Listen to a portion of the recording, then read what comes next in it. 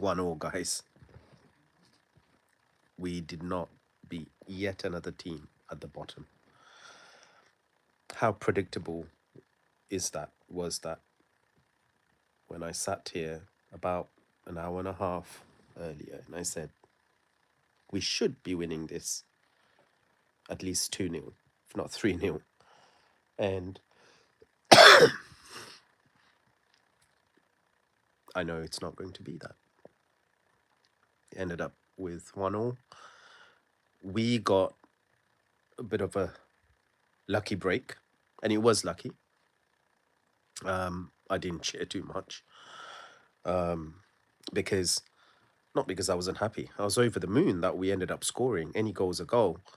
But at the same time, I just couldn't see a breakthrough. So let's talk about the goal that we scored. Ahmad sold his shot short. Sorry, sold his pass short to Casemiro, who ends up snatching onto the ball. The ball ends up ricocheting off West Ham, a West Ham player, ends up falling very, very kindly to Diego Dalot, who slots it in. 1-0. Great. We're off celebrating. We actually continued to play well because West Ham now needed a goal, so they started going the other direction in search for a goal. And Amorim strikes again. Not only his initial formation and players that he chose were wrong, he then strikes again. This time, he has 5 substitutions to his disposal. He already made one at half time. Brought Lanyoro on, which I thought, okay, that's fine. Like for like, wasn't a tactical one. It's probably Aiden Heaven too big a match for him to last 90 minutes. Fair enough. And he wasn't the most convincing, to be fair, Aiden Heaven. So fair enough. I've got no problems with that substitution. And also, he plays well on Lenny Yoro, kept him out, calm him down, but also make sure that he knows that he is here for the stay. Brilliant. So after this substitution, after this goal, he then proceeds to make 4 other substitutions. And guess what? 3 more defenders come on. Or 3 more defensive-minded people come on. 2 other defenders come on. Dorgu, Martinez, Ugarte comes on, central defensive player. Arguably, the most defensive-minded midfielder that we have at Man United, who ironically has not played the role very well. And we bring on Mason Mount, who, I've got to be honest, didn't look like he was ready. But anyway, we could maybe argue that's what Amorim has at his disposal. Why? I would sooner he brings on academy players who have got a chance, who are our future, than bring in defenders in a game that we need to win. It was far too negative substitutions. I don't know why he continues to persevere with all these substitutions. It's so annoying. And he personally has cost us too many games, too many points with these stupid ass substitutions that he keeps making. Absolutely ridiculous. Now let's talk about the players who actually came off. He takes out Xerxes. He takes out Cunha. So let's forget the like-for-like substitutions at halftime. Aiden Heaven goes and Lenny Yoro comes in. He then takes, I can't remember the exact order, but he's taken on Xerxes and Cunha and puts on Ugarte and Dorgu. Then at 1-1, he then brings on Martinez. Great. Thank you. That's exactly who's going to get us a goal. Now I know just because we're not throwing in a striker doesn't mean we won't score a goal, but come on. Come on. How have Man United gone so behind where this idiot of a manager is defending his decision to let Hoyland go because he's happy with two strikers?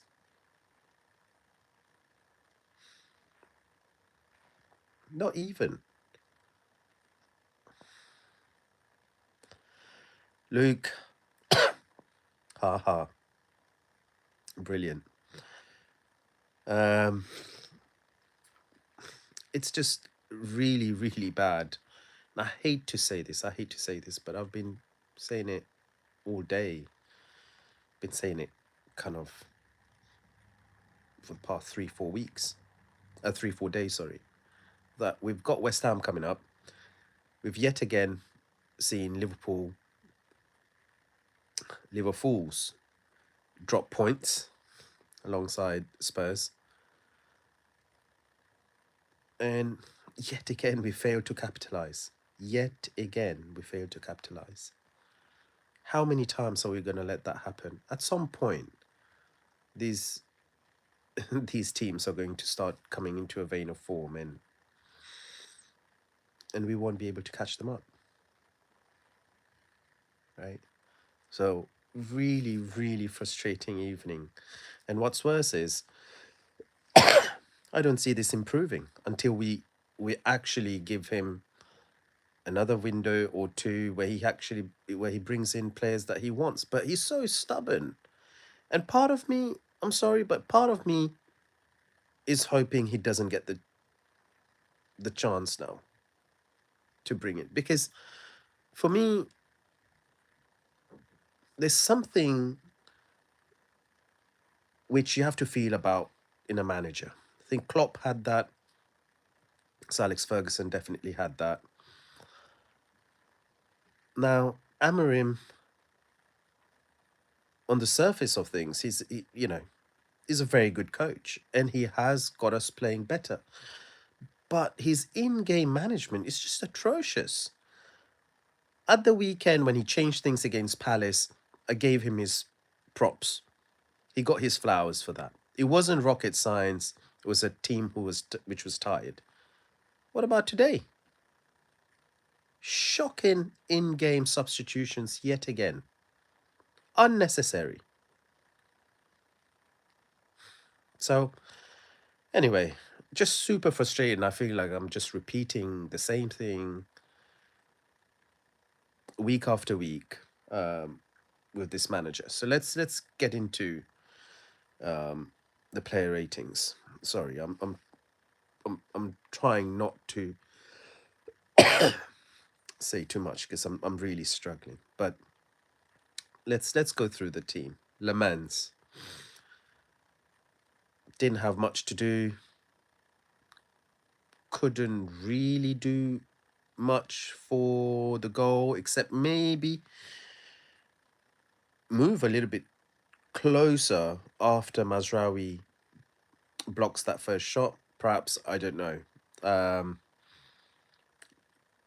I don't think we can lay much of a blame, if at all, on the Mans. He didn't have anything else to do. Also, I can't really recall him making much of a save either. So I'll give him an average 6 out of 10.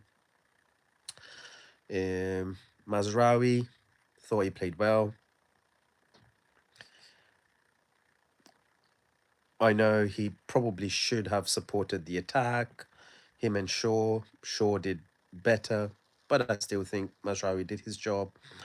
Got that clearance. Very unfortunate that he could do nothing with the rebound. I'm going to get Mazraoui a 7 out of 10. Evan didn't do too much wrong, but he didn't look the most comfortable either. A 6 out of 10. Luke Shaw, well, he was the counterpart to Mazraoui. I thought he was the better of the two. He was probably one of the better players in the entire game for United. Um, I'm going to give Shaw an 8 out of 10. On the right, Ahmad, some moments of brilliance, but inconsequential. Uh, his dribbles didn't lead to much, and I just don't like the way he deliberates sometimes over the ball. Hasn't got the awareness of time. Yes, he can stop start very quickly, but again, that kind of like in-game intelligence, and I think this again is driven a little bit by the manager. Like you could just see the Manchester of old. I don't want to keep going back into the bank, into the vault, and get the archives out now. But when Ferguson's United was behind or were chasing a game, you knew, without watching the scoreline, you knew when we were behind or needed a goal. You knew it. This Man United team, you just don't. They're still very pedestrian, walking with the ball, passing side to side. There's no real urgency, and typifies that. So good first half, not so good second half. 6.5 out of 10. On the other side, Delo, I'll give him his flowers for being in the right position, right place at the right time, and well taken goal. Well done. He actually had a decent game. 7 out of 10 just for the goal.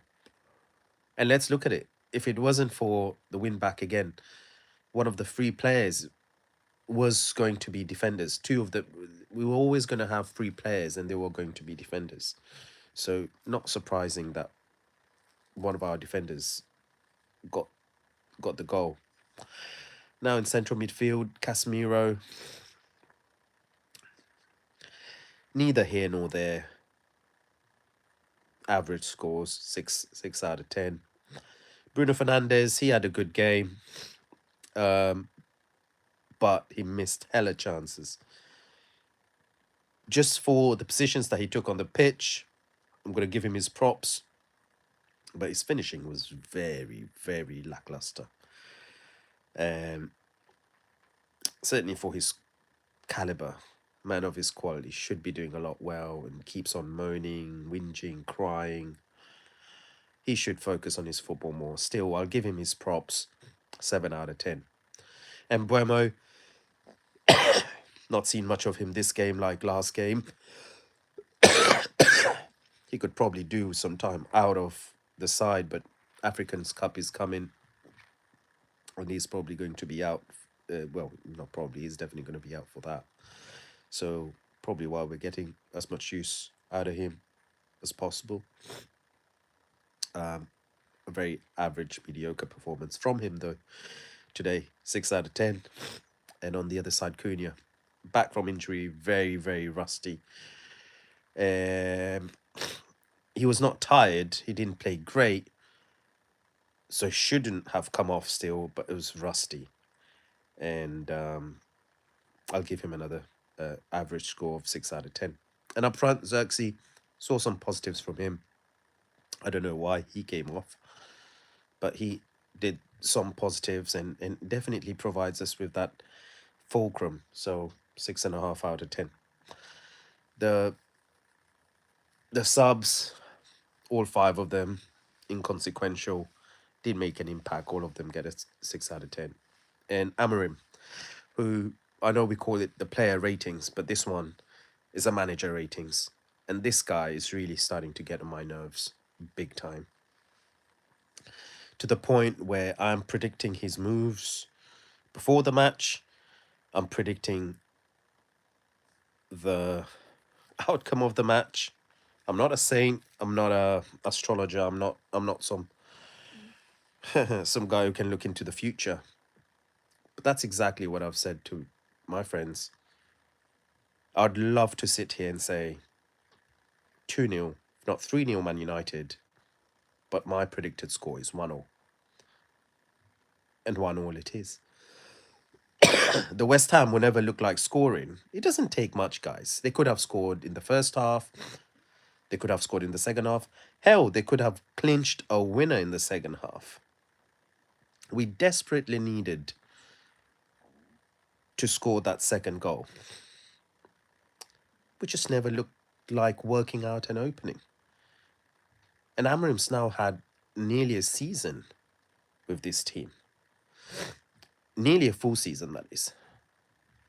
Or more. Slightly more. So it's not due to lack of time. We don't look like scoring, guys. And today, Amorim, I mean, just for his stubbornness, absolute, I really don't want to swear, but what absolute D-face, D-head. It's just very, very frustrating how stubborn, hard-headed he is. Continues with 5 at the back. And it's not a 5 at the back with 3 defenders, 2 wing backs, having people like Park Ji-sung or, even like a Rafael and Fabio. Those are properly attacking wing backs. But no, we've got a number 10 who we asked to play at wing back on the wrong side. Since when is a left-footed number 10 playing on hogging the right touchline? It's preposterous. And then ahead of him, you've got another left-footed number 10. Like, this team is just ridiculous. Come to think of it, it's absolutely ridiculous the way we set out. And on the other side, we can't buy a single left wing back for no love, no money. So, yet Amorim keeps persevering with this stupid formation, which against better teams, it will work. We soak up the pressure, we can hit on the counter, players have got space. But against teams who are happy to take a draw, I mean, look at the reactions of the players. West Ham fans were treating it almost like a win. I don't want to disrespect them and say they were cheering like they had won or something, but almost like a win. They're happy with it. They're very contented with it.